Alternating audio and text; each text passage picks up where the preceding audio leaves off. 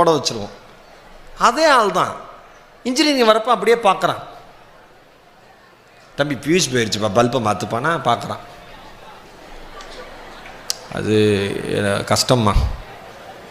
ஏன் கஷ்டம்? இல்லை என்னன்னு தெரியலையே, அதுக்கு தான் இன்ஜினியரிங் படிக்க வச்சேன் பாரு. ஒரு பல்பை மாட்ட முடியல நம்மளால். அதில் சோக்கு போயிருக்கா, என்ன பல்பு ஃபியூஸாக போயிருக்கா, என்ன பிரச்சனை, போக மாட்டேங்கிறான். ஒன்றுமே படிக்கலை.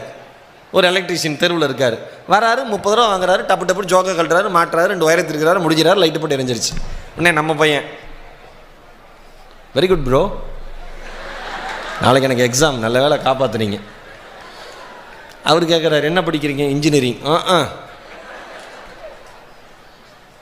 நடைமுறை வாழ்க்கையோடு சேர்ந்த ஒரு பிடிப்பு, ஒரு படிப்பு நமக்கு இருக்கணும்.